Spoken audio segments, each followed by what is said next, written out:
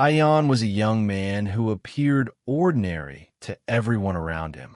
He spoke kindly, helped people nearby, and returned smiles when spoken to. From the outside, nothing seemed unusual, but within him, Ion felt completely shattered.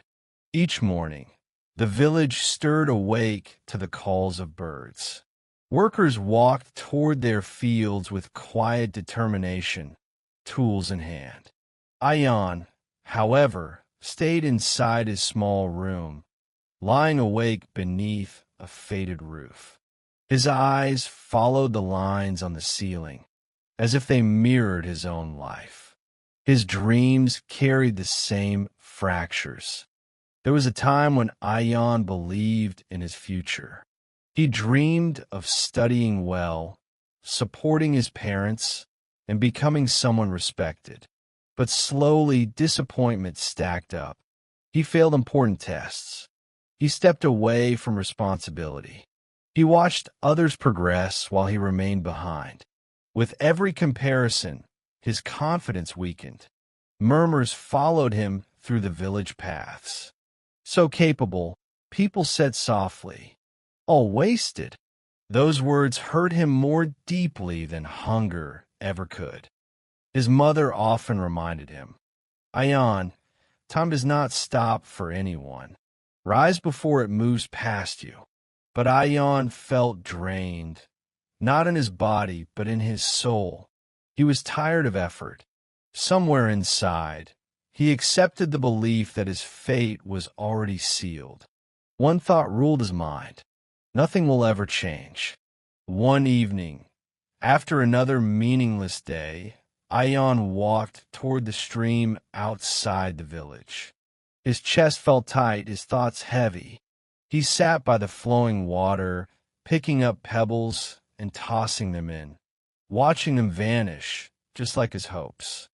Nearby lived an elderly man known for his quiet wisdom and simple ways.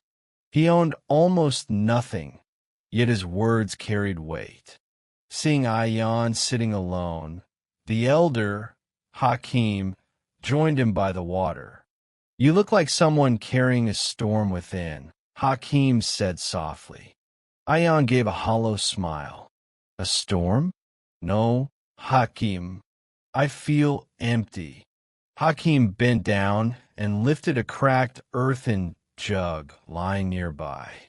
Its surface was filled with lines and breaks. "Do you know why this jug still remains here?" Hakim asked. Ion shook his head. "Because someone fills it every day," Hakim replied. "Even damaged things serve a purpose when they refuse to quit." Something shifted inside Ion. For the first time in a long while, he spoke honestly. "Hakim, I failed everywhere. I lack discipline and direction. I feel useless. What's the point of living like this?" Hakim looked at him closely and spoke words that settled deep in his heart. "Your problem isn't failure," Hakim said. "Your problem is that you stopped challenging yourself." Before dawn the next morning, Hakim called for Ion. Waking up was painful. Every part of him wanted to stay asleep. His mind whispered, "One more day won't matter." But Hakim's words echoed inside him. "Challenge yourself." Ion rose. Hakim took him to the fields where workers were already busy. Their faces were covered in sweat, yet their eyes were calm. "Look carefully," Hakim said. "Do you think they're stronger than you? Smarter than you?" Ion slowly shook his head. "They simply show up daily," Hakim continued. "They don't wait to feel motivated. They work even when they feel tired. That is what saves a person. Discipline." That day, Hakim gave Ion one simple rule. Do one difficult task every day, even when you don't feel like it. No speeches, no magic, only action. The beginning was painful.